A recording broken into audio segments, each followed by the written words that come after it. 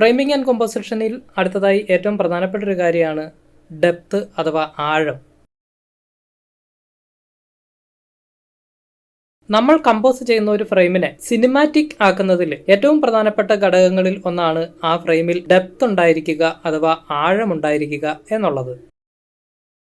ആദ്യമായിട്ട് നമുക്ക് ഡെപ്ത് അഥവാ ആഴം എന്താണെന്ന് നോക്കാം. മനുഷ്യൻ എന്നത് രണ്ട് കണ്ണുകൾ ഉള്ള ഒരു ജീവിയാണ്. രണ്ട് കണ്ണുകൾ ഒരേ ദിശയിൽ ഒരേ വസ്തുവിൽ ഒരേ സമയം കേന്ദ്രീകരിച്ച് കാഴ്ചകൾ കാണുന്ന ഒരു ജീവിയാണ്. അതായത് നമ്മളൊരു വസ്തുവിനെയോ ഒരു വ്യക്തിയെയോ ഒരു കാഴ്ചയെയോ ഒക്കെ കാണുമ്പോൾ നമ്മളുടെ രണ്ട് കണ്ണുകളും ഒരേ സമയം ആ വസ്തുവിലോ ആ വ്യക്തിയിലോ ഒക്കെ കേന്ദ്രീകരിച്ച് കാഴ്ചകളെ കാണുന്നു. അതുകൊണ്ട് തന്നെ അവയുടെ ത്രിമാന ചിത്രമായിരിക്കും നമുക്ക് കാണാനായിട്ട് സാധിക്കുക. ഈ ത്രിമാന കാഴ്ചയുടെ പ്രത്യേകത എന്തെന്ന് വെച്ച് കഴിഞ്ഞാൽ നമ്മൾ കാണുന്ന ഒരു വസ്തു നമ്മളിൽ നിന്നും എത്ര ദൂരെയാണ് എന്ന് നമുക്ക് തിരിച്ചറിയാനായിട്ട് സാധിക്കും. അതേപോലെ തന്നെ ആ കാഴ്ചയുടെ ഉയർച്ച താഴ്ചകളെയും പ്രൊജക്ഷനെയും ഒക്കെ നമുക്ക് മനസ്സിലാക്കുവാനായിട്ട് ഈ ത്രിമാന കാഴ്ചയിലൂടെ സാധിക്കും. അതേസമയം ഒരു സിനിമ സ്ക്രീനിനെ സംബന്ധിച്ചിടത്തോളം ആ സ്ക്രീൻ എന്ന് പറയുന്നത് ഒരു 2D സർഫേസ് ആണ്, ഒരു ദ്വിമാന കാഴ്ചയാണ്. ഒരു ദ്വിമാന ഫ്ലാറ്റ് സർഫേസിൽ നമ്മൾ സിനിമയെ പ്രദർശിപ്പിക്കുമ്പോൾ അത് കാണുന്ന പ്രേക്ഷകർക്ക് ആ കാണുന്ന കാഴ്ചകളിൽ ത്രിമാന കാഴ്ചയെ അഥവാ 3D വിഷനെ അനുഭവിപ്പിക്കേണ്ടതുണ്ട്. അവിടെയാണ് ഫ്രെയിമിലെ ഡെപ്ത് ഏറ്റവും പ്രധാനപ്പെട്ടതായി തീരുന്നത്.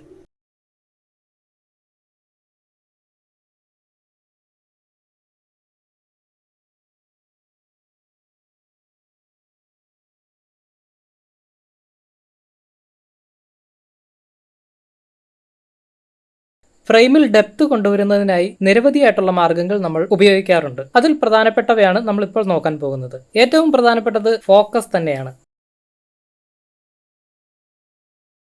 നമ്മളൊരു വസ്തുവിനെ നോക്കുമ്പോൾ ആ വസ്തുവിനെ പരമാവധി ക്ലാരിറ്റിയോട് കൂടി കാണുന്നതിനൊപ്പം തന്നെ അതിനപ്പുറമുള്ള കാഴ്ചകൾ അഥവാ അതിന്റെ മുന്നിലോ അതിന്റെ പിന്നിലോ വരുന്ന കാഴ്ചകൾ ക്ലാരിറ്റി കുറഞ്ഞ് ബ്ലർ ആയിട്ടായിരിക്കും നമുക്ക് കാണാനാവുക. ഇതേ തത്വം തന്നെ നമ്മുടെ ഫ്രെയിമിംഗിൽ ഉപയോഗിച്ചുകൊണ്ട് ഫ്രെയിമിൽ ഡെപ്ത് ക്രിയേറ്റ് ചെയ്യാനായിട്ട് സാധിക്കും.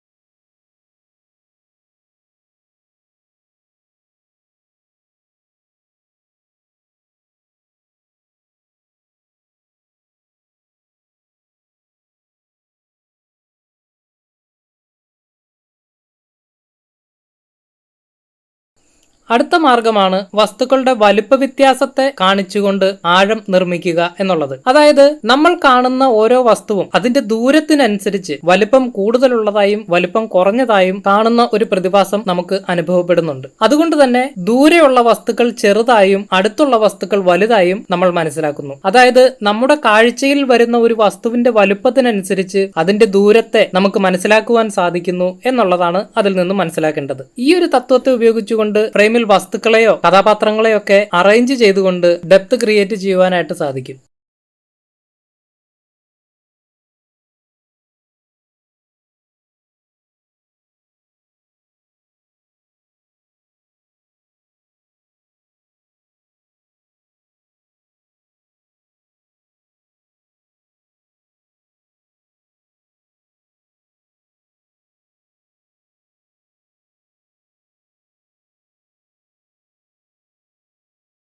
ഇനി അടുത്തൊരു മാർഗമാണ് ദൂരേക്ക് പോകുന്നതായി ലൈനുകളെയോ കർവുകളെയോ ഫ്രെയിമിൽ കമ്പോസ് ചെയ്യുക എന്നുള്ളത്.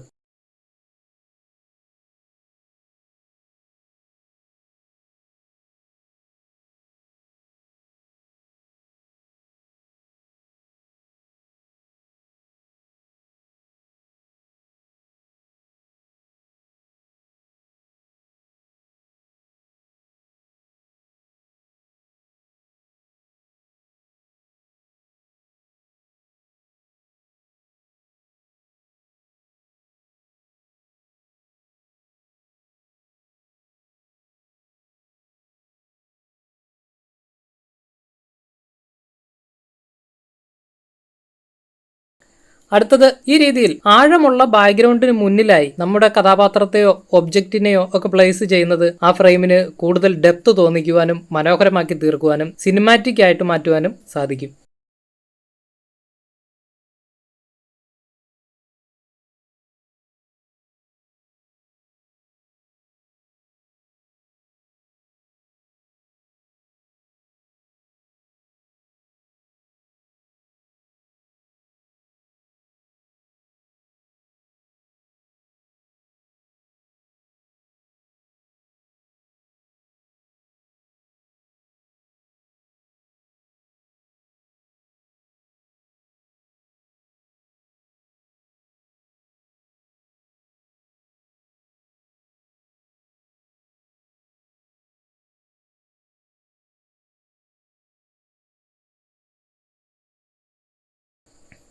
ഇനി അടുത്തൊരു മാർഗമാണ് ഫോർഗ്രൗണ്ട്. അതായത് നമ്മുടെ പ്രധാനപ്പെട്ട കഥാപാത്രത്തിന്റെ പിന്നിലായി ബാക്ക്ഗ്രൗണ്ട് നമ്മൾ സെറ്റ് ചെയ്യുന്നു. അതേപോലെ തന്നെ നമ്മുടെ കഥാപാത്രത്തിന്റെ മുന്നിലായി ഒരു ഫോർഗ്രൗണ്ട് ഒബ്ജക്റ്റിനെയോ കഥാപാത്രത്തെയോ നമ്മൾ പ്ലേസ് ചെയ്യുന്നു. അതുവഴി ഈ ഒരു ഫ്രെയിമിന് വളരെയധികം ആഴം ഫീൽ ചെയ്യും.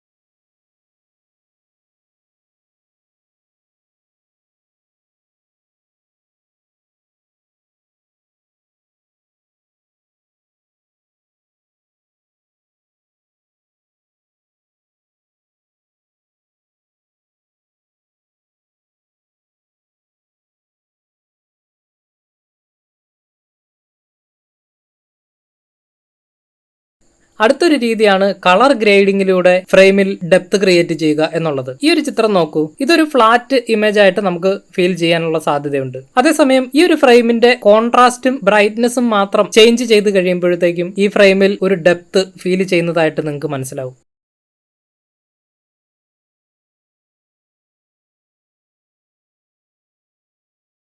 അതായത് നമ്മുടെ ചിത്രങ്ങളിലെ പ്രകാശത്തിന്റെ തീവ്രതയെ ക്രമീകരിച്ചുകൊണ്ടും അതിന്റെ കോൺട്രാസ്റ്റിനെ ക്രമീകരിച്ചുകൊണ്ടും നമുക്ക് ചിത്രങ്ങളിൽ ഡെപ്ത് ക്രിയേറ്റ് ചെയ്യുവാനായിട്ട് സാധിക്കും.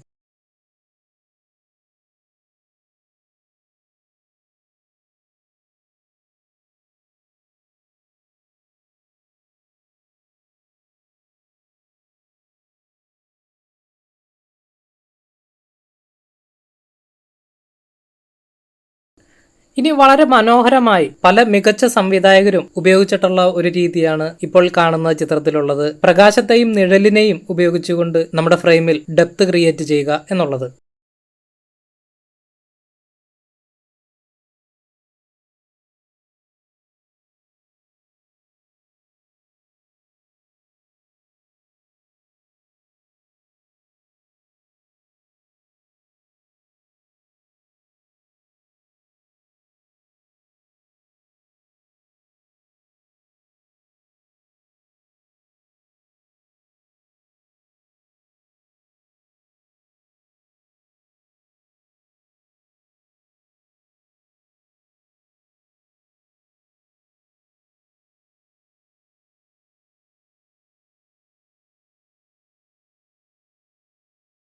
ഈ ഒരു ഭാഗം നമ്മളെ സംബന്ധിച്ചിടത്തോളം വളരെയേറെ പ്രധാനപ്പെട്ട ഒരു ഭാഗമാണ്. അതുകൊണ്ട് തന്നെ ഈ ഒരു കാര്യത്തെക്കുറിച്ച് നിങ്ങൾ കൂടുതലായിട്ട് നിരീക്ഷിക്കേണ്ടതുണ്ട്, കൂടുതൽ മനസ്സിലാക്കാൻ ശ്രമിക്കേണ്ടതുണ്ട്. കൂടാതെ ഈ പറഞ്ഞ രീതികളിൽ നിങ്ങളുടെ മൊബൈൽ ഫോണിന്റെ ക്യാമറയിലെങ്കിലും കുറച്ചധികം ചിത്രങ്ങളോ വീഡിയോകളോ പകർത്തി നിങ്ങൾ പരിശീലിക്കേണ്ടതുണ്ട്. അത് വളരെ പ്രധാനപ്പെട്ടതാണ്. ഇനി വരുന്ന ഭാഗങ്ങളിലും ഫ്രെയിമിൽ ഏതൊക്കെ രീതിയിൽ ആഴം കൊണ്ടുവരാം എന്നുള്ളതിനെ കുറിച്ച് കൂടുതൽ പഠനങ്ങളും നമ്മൾ ഉൾപ്പെടുത്തിയിട്ടുണ്ട്. അതുകൊണ്ട് തന്നെ ഇന്ന് പഠിച്ച കാര്യങ്ങൾ പരിശീലിച്ചതിന് ശേഷം മാത്രം നമുക്ക് അടുത്തതിലേക്ക് പോകാം.